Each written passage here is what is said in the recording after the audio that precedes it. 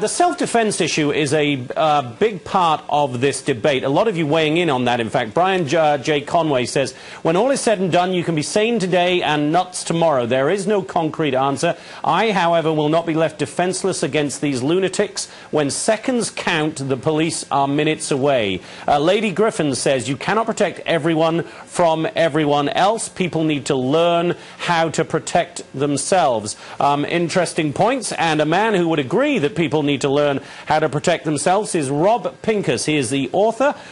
He is also a professional trainer and owner of I.C.E., or do you call it ICE, Rob, training? I.C.E. training company. Okay, good to have you here. So what is your argument would be that we have a right to own guns, we have a right to use them, but with that comes a responsibility, I guess, and people should learn how to use them properly? Absolutely. We absolutely have a need that we've identified. You've been talking a lot this show about the mental health issues, about the fact that guns will get into the hands of people who will be evil, people who will commit violent acts. What we have is a right to self-defense, and in fact, I think we have a responsibility to be capable of defending ourselves, defending our family, and of course, ultimately, if necessary, defending our country. Firearms play a role, and that means responsible ownership and education with firearms also plays a role. So would you introduce some sort of legislation then, Rob, which, along with buying your weapons, you also had to go through a training program? Would that be a good way to go here?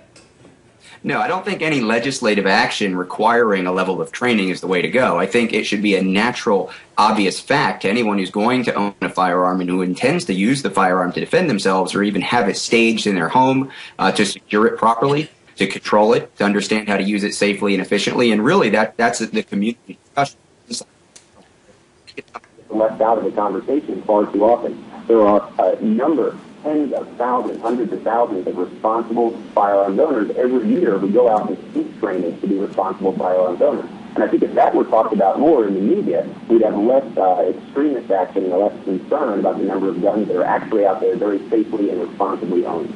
Rob, are you a proponent of the idea expressed by Wayne LaPierre, among others, that more guns make us safer?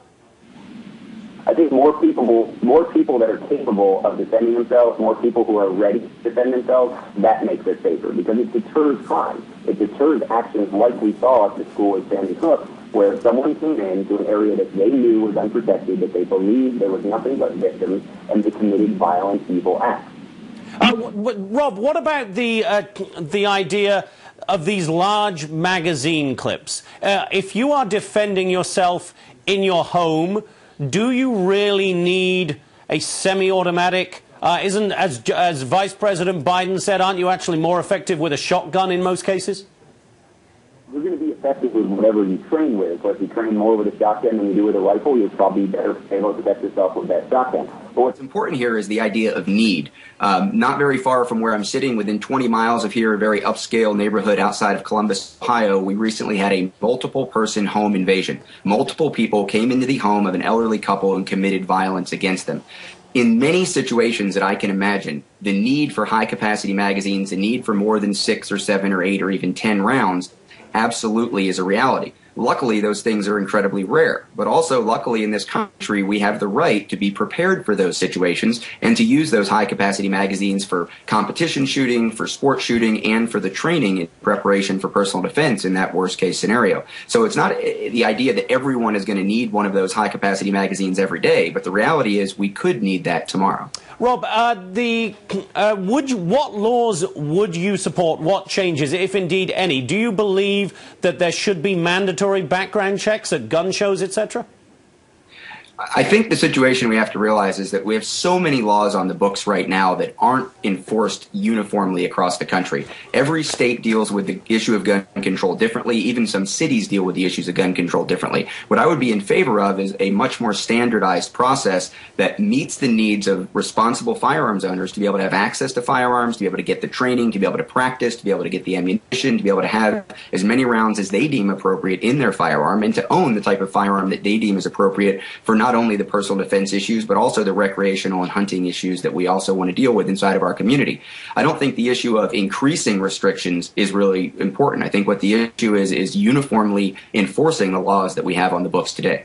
All right, Rob Pincus, author and professional trainer and owner of I.C.E. Training. If our viewers are interested in the kind of work you do, they can find you at icetraining.us on the web. Rob, is that correct?